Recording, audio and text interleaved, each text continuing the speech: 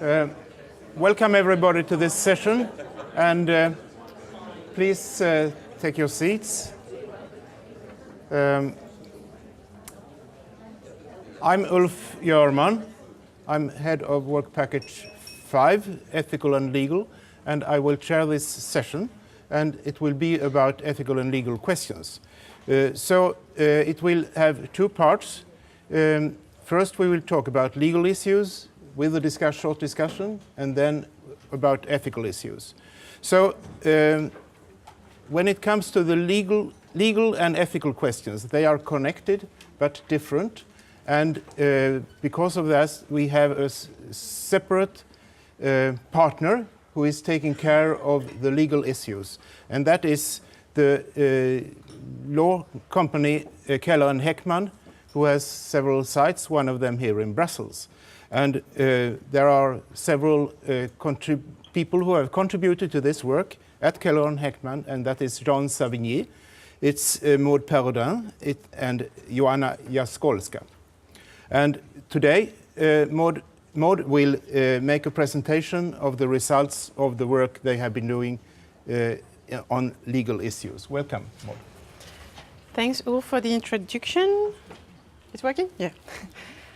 So good afternoon, everybody. So we are the lawyer, indeed, of the team. Let's say it like that. So our main task was to deliver. Actually, the big piece of our work was a regulatory report, as we call it. And so, for information, this regulatory report has been published in April last year. So it's a pretty comprehensive document of more than 150 pages. So obviously in 20 minutes I will try to simplify the message and just focus on the conclusions. And also just so that you know, basically the scope of our research has been evolving during the project, because when starting the project, Jean Savigny at the time was actually focusing on the issue related to personalized food as a product per se. And it turns out that the main issues are maybe not so much related to the final food product, but rather at earlier stage related to the service itself, etc.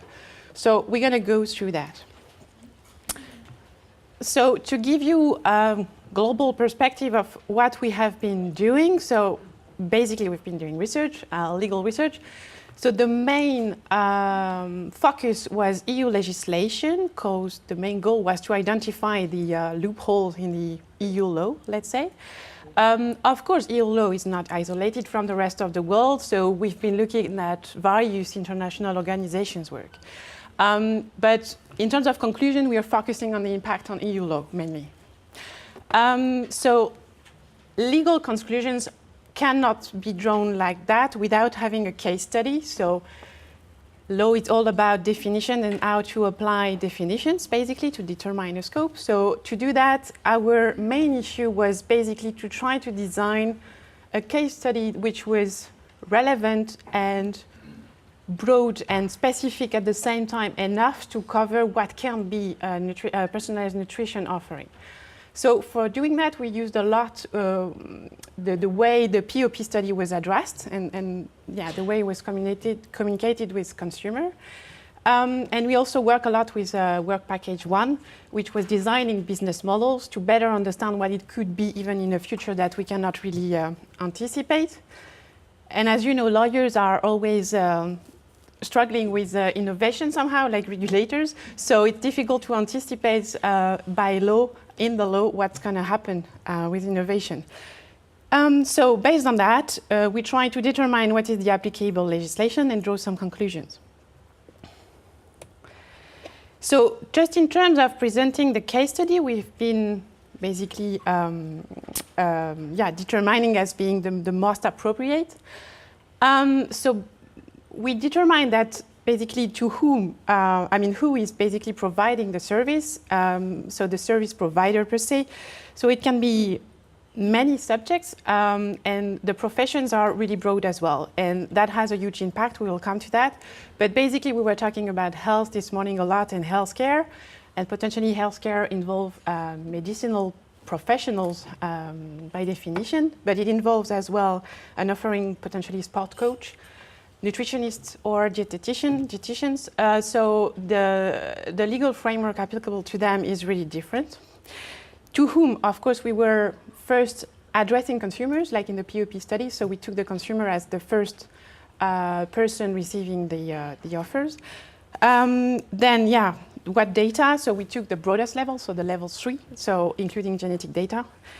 What communication means? We focused on the distance means, because it seems to be anyway the most pragmatic and maybe realistic approach in the future, and potentially the biggest issues in terms of trust as well. What devices? So that's pretty broad as well, because we use potentially a lot of devices. Just looking at all the devices Sylvia has presented once, I remember the whole picture with all the which was a nightmare for a lawyer, like, what is it? How do I apply definitions to that? So yeah, we took also that broad pictures in terms of applications on mobiles, etc. We'll come to that as well. And the deliverable, so we were including personalized foods, but as well generally nutrition advice. Okay, so the main conclusion, which is detailed in many ways in the regulatory report, is that EU law is fragmented. Meaning that a personalized nutrition offering, depending on who is involved, to whom it is addressed, what device it used, is potentially not covered in the same way on the various aspects it has to be covered. Meaning, basically who is involved has a huge impact on whether you are going to be regarded as a healthcare service or not. Because in the EU legislation, we have a definition of what is a healthcare service. And the bottom line is that as soon as you involve a healthcare professional, it's a healthcare service. So then you're not addressing a consumer, but a patient. This is simple, potentially. But what is a medicinal professional? That's not harmonized. So meaning from a member state to another, you have medicinal professionals that are medicinal professional in one member state and not in another. So the typical example would be nutritionists versus dietitians, because what is a regulated professions like dietitian will be regulated as a healthcare profession potentially and considered as a healthcare service, but a nutritionist, depending on the country, might be a doctor in medicine or not. So the question is really open. And at EU level, there is no real harmonization in that way, because no member state can really be forced to say exactly what is the list of the medical professions. So that's the main issue. So if you are considered as a healthcare service, then you're covered by no specific legislation at EU level, meaning that it's really in the remit of each member state. So we have healthcare legislation applicable in each member state differently, because it's a competence of each member state, which is not at all that of the EU. By contrast, if we are involving, let's say, only a sport coach and a nutritionist, who is not a medicinal profession in that country, we will be a normal service, just like a plumber. And so we are covered by the Directive on Services at EU level, which is harmonizing the rules. So in terms of consumer protection, I would not say that there are huge differences in terms of obligations of the providers. I mean, there are differences, but in terms of what we have identified as guarantees, still pretty much covered. But still, it's not the same rules at all. So the fragmentation means that indeed, depending on where you are providing your services, you will have to deal with your national authorities. So that's not all, because then the question is really also on data. So personalized nutrition involves, by definition, personal data. It's linked to an identified person. That's the purpose of it. But then what is health, what is not health data? So we have a definition today in the EU legislation, which is a directive currently being reviewed. But health data means basically whatever allows, let's say, a determination of the health status of an identified person.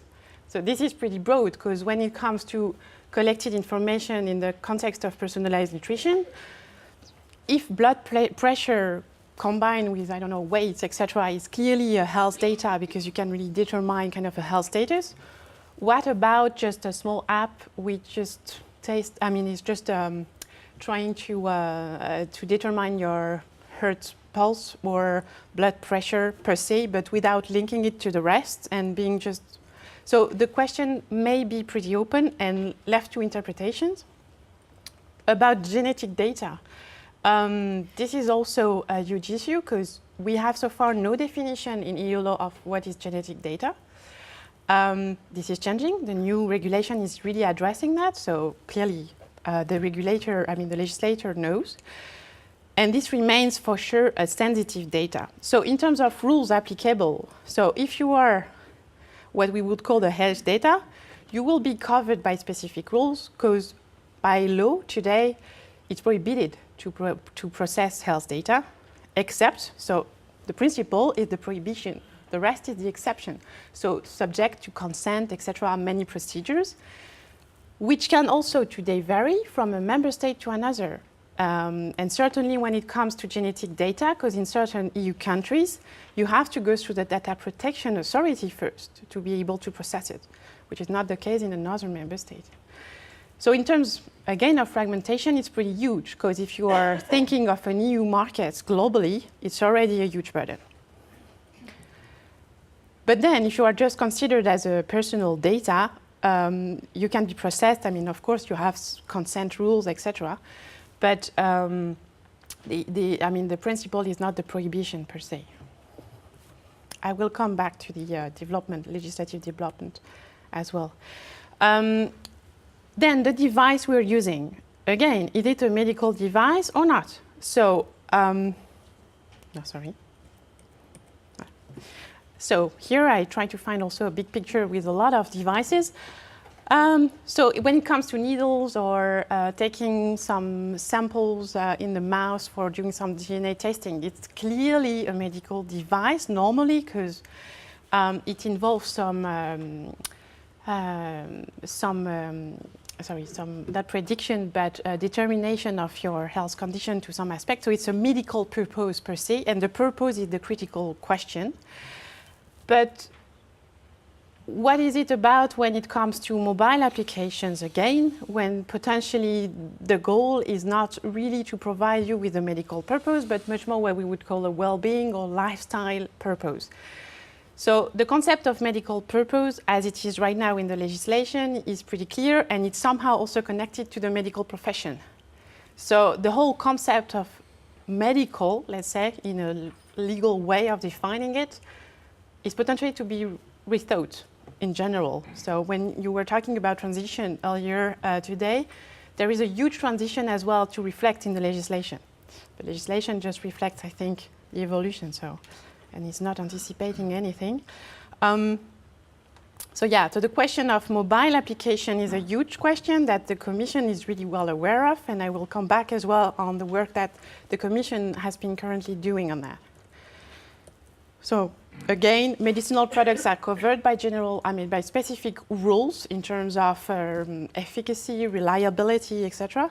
While when you're not a medicinal device, potentially you're just covered by the general product safety legislation. So you still have liability, but in terms of testing the reliability of the results, etc., it's another story.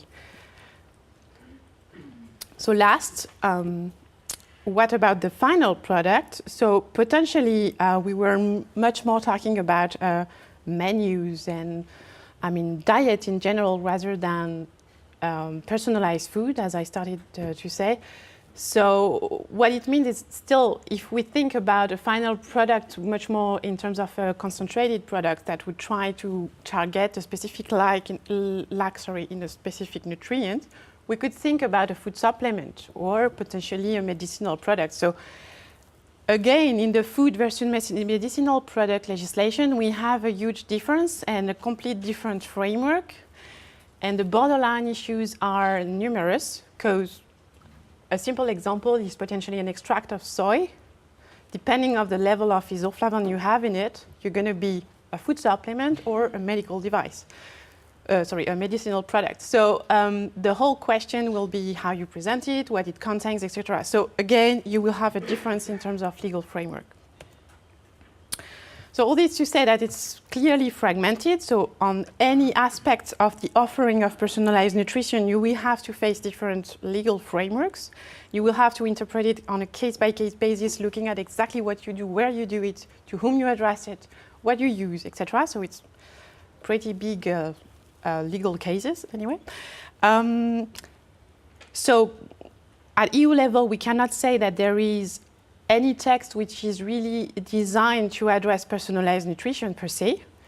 But at the same time, we cannot even say that personalized nutrition per se is really a challenge more than the other kind of telemedicine, e-health developments. It's, from what we have been studying, it's pretty clear that the same issues arise in all those new fields, evolving, emerging innovation anyway. So the whole question is actually how to address this new concept of lifestyle and well-being, because again, legislation is all about definition, because it's the prerequisite to apply any legislation. So as soon as we make a distinction between medicinal, not medicinal, how do we address lifestyle? Because it doesn't fit anything properly. So shall we think that health service now is to cover lifestyle, as we were discussing also somehow? So it's the whole. And for me, it's more a policy question than a legal question, actually, first. How do you want to address the healthcare system in general and reflect that in the legislation? I think that's the first step. Yeah, so obviously it's a source of legal uncertainty for operators. So as I was saying, I mean, the goal was to determine the loopholes in the EU legislation. And I wanted to actually respond to some consumer issues that were raised, because it seemed that the consumer are really concerned about the lack of regulations potentially in terms of data protection, etc. And that should be the source of some trust or guarantee in the sector. I must say that our conclusion is basically that it's not like everything is covered and it's perfect. I'm not saying that. But at least the instruments are there already. It's improving. And the main question is, how do you interpret it and how do you enforce it even? Because it's a thing to have a law, but if you don't enforce it, I mean, it doesn't bring anything. So in terms of legal risk as well, I mean, I think the legal framework should be discussed in a different way. And I understand that the consumer perception and the lawyer perception is completely different. But in terms of risk as well, as a consumer now, I would say that I'm not only confident that the trust will come in the fact that an operator is liable per the legislation. I think an operator is also to be trusted because potentially he runs a risk putting a product on the market because of the competition as well, of his reputation, etc. So there is other instruments in terms of, for me, adapting the risk even legally. So the regulation is one thing, but it doesn't make everything. And also at EU level, what is important to remind is that EU legislation is adopted at EU law, but the enforcement remains a national competence. So we will always have huge differences in the way it is enforced in the various member states, and sometimes even in the way it is interpreted, even though we interpret the same provision. So we will never have a zero risk approach anyway on the new market, that's for sure. So yeah, in terms of EU ongoing work, so the legislative procedure ongoing are mainly on data protection with the new regulation, which is, as I said, addressing genetic data and in much more depth the health data, and to try to harmonize it, to have a better harmonization throughout the member states in the way it is enforced. The goal being that notably there will be like a data protection authority which have more powers at EU level, and also that potentially it's clarified exactly what you can do with genetic data or not, and that profiling, for instance, will be forbidden. Okay, those type of issues that I think are addressing really the consumer trust issues to some extent. On the medical device as well, because the EU legislator is really aware that it's really booming, I mean, in terms of also the do-it-yourself testing. So, and that involves potentially genetic results, etc. So So this is not a new topic for the legislator. They have been integrating it in the last developments. But still, it's an ongoing procedure, so we have no clear conclusions because it's still debated. So, but for us, it shows at least a real awareness from the legislator's side. And what is even more comforting in the awareness of the EU legislator is the fact that the Commission has now a dedicated unit, which is the DG Connect, and which is working mainly on the digital agenda, which is designed to address all the consumer issues related to the e-market, basically.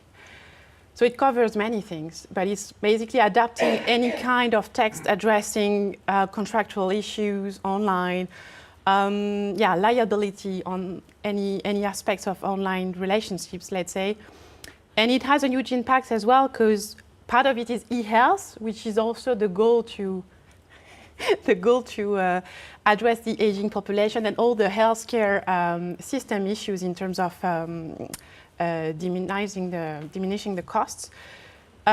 So what they call telemedicine, which might be familiar to many of you because I think it's somehow connected as well, all the issues that have been addressed by the Commission in the context of the e-health in the digital agenda, to us addresses almost everything except the food part, the food product part per se, but addresses all the aspects of personalized nutrition because they are exactly facing the same kind of issues in terms of the devices, notably data protection, etc. They're addressing even more like the reimbursement issue that we have not addressed in the same way because we don't think that so far it's just so much part of the healthcare system, but that's things that are clearly addressed in the telemedicines. So, yeah, so basically this EU digital agenda for us is maybe the framework for the future of new policies in the area, but first I was saying policies before reflecting it in the legislation. And one of the main goals expressed in the digital agenda is strengthening online trust and security. So I think it reflects really the concerns to some extent. And I'm not paid by the EU Commission, even though it's an EU-funded project. And we have had a lot of exchanges with the DG Connect people in charge of it. And really, we were pretty confident in our conclusions. But basically, in terms of what's going to happen, we do not see that even if the legislator is aware that well-being lifestyle is a new concept that should be reflected, it's going to be reflected in the legislation per se, because the legislation is what it is, and it will be a huge transition to rethink completely the legal model. So it's much more in a pragmatic approach, I would say, and they are starting many actions in terms of consultation of the public, etc. And for me, the main conclusion is that potentially the next steps are, under soft law rather than hard law, meaning that potentially it's more improving some guidances, meaning that even though the text is maybe not that clear, we can, with some EU guidances, provide a harmonized approach on it and cover new developments. Same, promoting code of conduct rather than imposing really requirements, but just to involve all the operators and have a more, let's say, dynamic approach, I think. And also promote a lot of international cooperation because we are talking about international market and not only EU markets. That's pretty clear in this area, like many areas, but like in the E area as well. So, and since we are lacking here anyway at international level, meaning outside EU, a clear hard law framework, because it's never going to happen, it's a soft law framework. And I think the room for improvement is much more in soft law as we see it today, which leaves a lot of room for innovation as well. That's pretty much it. Yeah, thank you for your attention.